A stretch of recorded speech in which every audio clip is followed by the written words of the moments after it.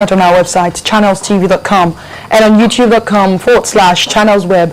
Or to get us on the move, visit channelstv.com to view us live on your iPad, iPhone, or BlackBerry devices. You can also download the Channels TV app for Android, iOS, and Windows phones from their respective stores. And now you can interact with Channel's Eyewitness feature on our Android and Windows 8 platforms. If you have a picture or video to share with us, all you need to do is download the Channels TV Android application on your device, swipe to reveal the Eyewitness menu, and follow the instructions to share your report, pictures, and videos.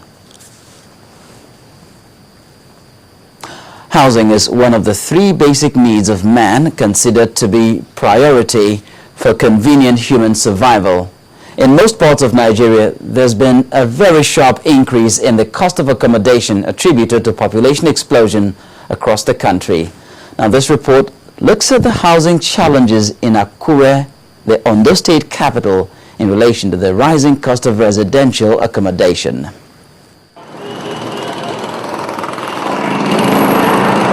With a population of approximately 390,000 people, Akure is the largest city in Ondo State and also doubles as its capital. As the numbers in population rises, so does the increasing need for a basic amenity, shelter. And in Akure, this is no different. To address this shortage in accommodation, the Ondo State government has set up several housing projects across the state. But is this enough? Until our government reason on the need to checkmate migration from rural area to the urban center, the city will continue to experience population explosion. For some residents in Akure, the disparity in the ratio of people to accommodation has intensified the rush for shelter, leaving some falling prey to fraudsters. The number of accommodation we have now in Akure, I think people are more overpopulated than that housing. That is why some house in Akure, the rate is very high now. Because some of these agents they use that avenue to collect much money for we tenants. After collecting money from you, they show you a remote area where you cannot ever to live in that place. And your money have entered your purse. There's no way you can collect your money back. And you have to wait. On its part, the state government, through its Commissioner for Land, highlights its achievements in housing. One is the PPP arrangement, like what we have in Obaile, where the government undertook the infrastructure and the developer did the building. We have other one like we have in Ilekun, which is done by the Ondo State Property Development Corporation. That is wholly by the state government. Both the infrastructure, the building itself, were done by the government. And so as issues surrounding affordable housing and population growth continues to rear its head, the buck falls on the doorstep of the government to meet up to its obligations to ensure that all citizens have a place to call home.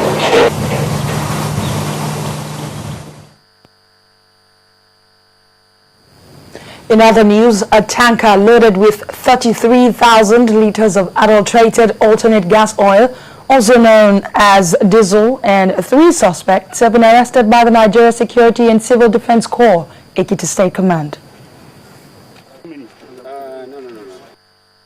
The investigation has already commenced. There are 3 suspects involved. They are being interrogated, and very soon they will be taken to court for prosecution. And let us also use this opportunity to ask the members of the public to continue to trust Nigeria Security and Civil Defense Corps and to come out and volunteer information to us anytime they suspect that this kind of illegal dealing is going on. More on security, communities in Foron district of Barkinladi, local government area of Plateau State, north-central Nigeria, are living in fear of attacks by cattle rustlers. After the assailants invaded the communities about a month ago, the villagers have been apprehensive as a result of threats of yet another attack. Our next report takes a look at the after effect of the October the 9th attack on the once quiet area and peaceful corner of Plateau State.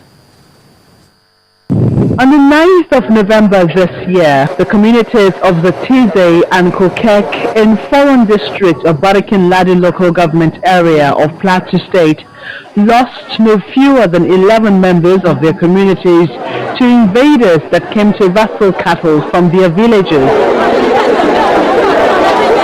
In the Tize, the family of Sokwom was attacked by the assailants, killing a man, his wife and 7 children, with the aim of carting away the family's cattle.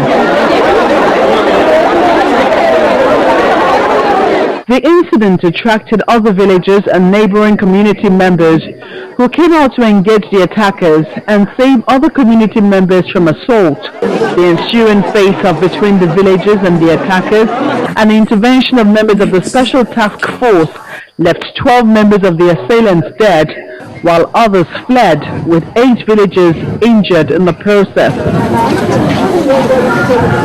After the attack, one of the injured recuperating at the Plateau Specialist Hospital died of injuries sustained from gunshot wounds, adding to the casualties suffered by the communities.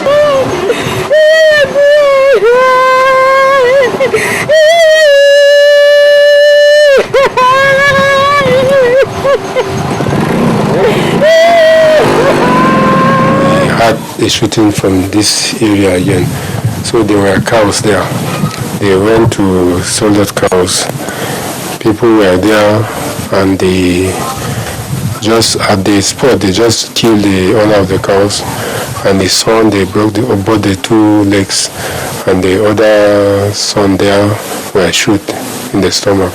Our brother, our nephew, known by name Beatrice Sunday Chuntok.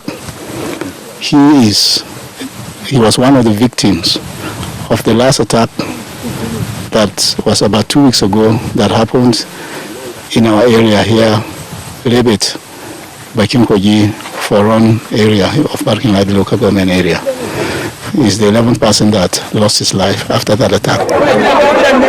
Since the attack, there have been threats from unknown persons threatening to launch deadly attacks on the communities, stressing that the casualties they lost must be avenged. This intimidation has made the villagers embark on an all-night vigilante surveillance of the area, as there is no security presence in these communities. The Iranians tell that they are coming again.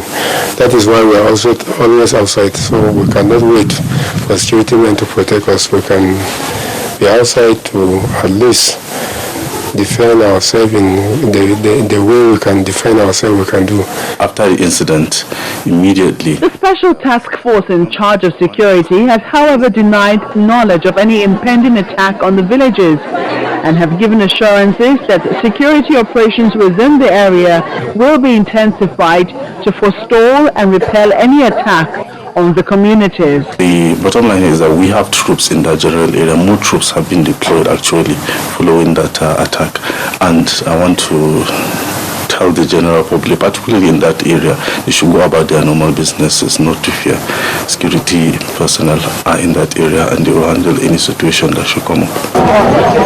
No doubt, the previous attacks on these communities by suspected headsmen have left the people in fear. As an uneasy calm rents the air, it would take a sustained security apparatus to ensure that these communities return to normalcy. Still ahead on News Track, Central Bank Governor draws the line between inflation rate and the standard of living. That's on Business News. And on the foreign scene, police in Spain smash a sex syndicate trafficking Nigerian women. Please join us again. Investigating, exposing, uncovering, reporting, hard-hitting interviews. Sunrise Daily, only on Channels Television.